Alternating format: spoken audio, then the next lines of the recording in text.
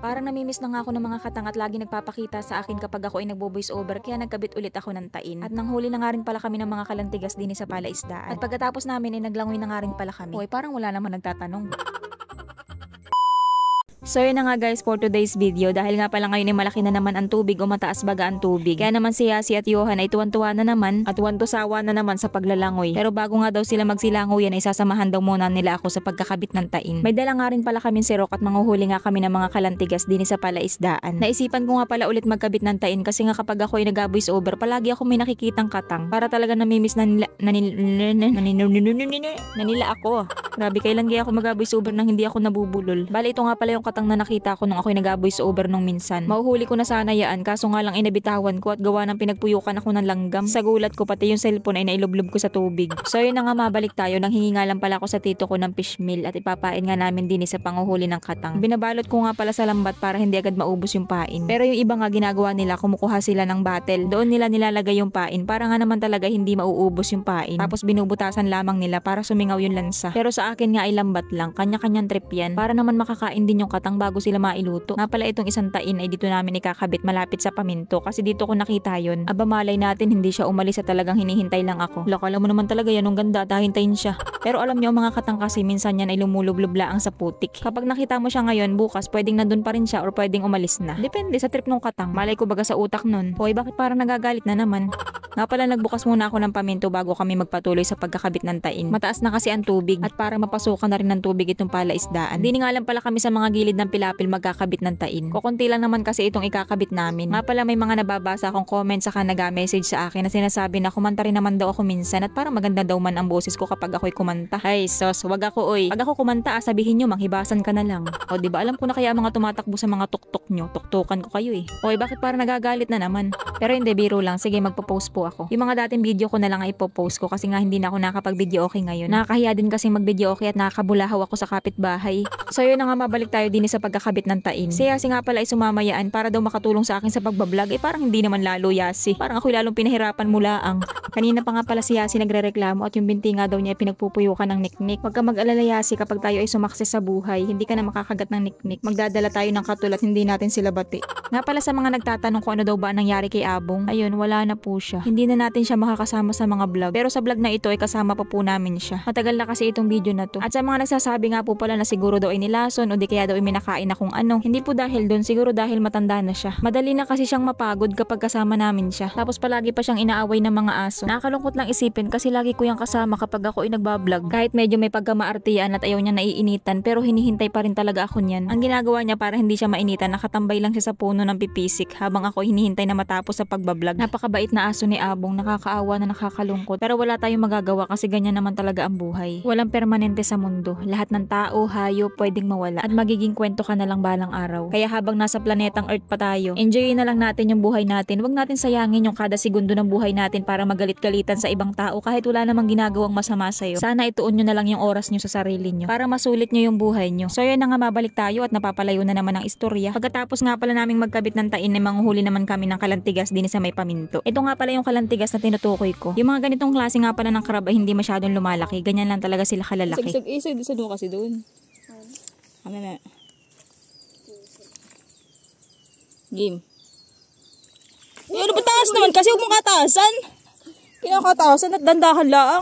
Hoy, bakit parang nagagalit na naman? Nga pala ang panguhuli namin itong kalantigas ay binibiwas namin. Pinapainan namin ng isda. Inaalalayan namin itong sirok para kahit makabitaw siya sa biwas ay huli pa rin. Tapos yung gumagapang naman din sa lambat ay dinediretso ko ng sirokin. Nga pala baka sabihin ng iba, bakit hindi na lang kayo dyan nagkabit ng tain? O di kaya ay binto lang gamitin nyo para hindi na kayo mahirapang pamamiwas. Wala kayong pakialam. Hindi, kapag kasi dito kami nagkabit ng tain, wala kaming katang na mahuhuli, puro kalantigas laang. Madalang kasi ang katang dito. At saka bukod sa wala kaming bintol ay mas nakaka-enjoy kasing gawin yung ganito. Ganito rin yung ginagawa namin nung kami mga bata pa. Namimiwas kami ng ganyan noon ay sa balsa. Yung balsa na pinagbabarahan ng bangka ni Papa. Hindi uso dito yung paghuli ng crab gamit ang bintol. Tain lang talaga. O di kaya ay ganyan. Pero ang madalas na paraan talaga sa paghuli ng crab dito ay ginagama nila. Di kaya naman ay dinudukot nila sa butas. Sobrang init nga pala pero hindi namin masyadong pansin ni Johan kasi nga nag-enjoy kami sa ginagawa namin. Gi.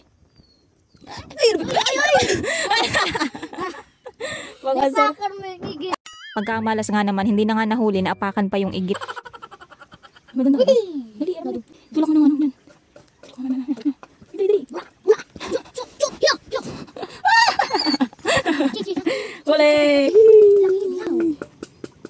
basag. Taba.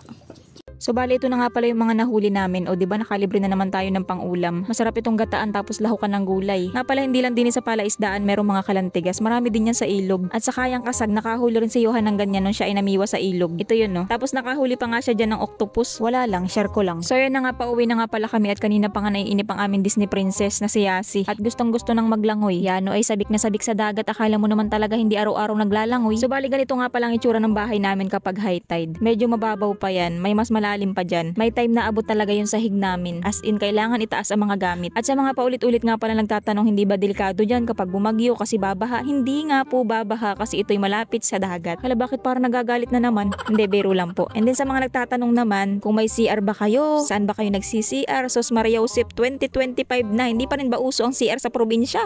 At kung po problemahin nyo naman po kung saan dumadaloy ang CR namin kasi nga naabot ng tubig, sinasahod na lang namin ng plastic, tutuyuin at ipiprito para hindi sayang. Kayo talaga lahat na lang pinoproblema nyo. Kami nga hindi namin pinoproblema yan. Hoy, bakit parang nagagalit na naman? Kadabang sa lupa'y para akong inaalon at nalulunod sa batikos ng mundo sa kung ano lamang kaya ko.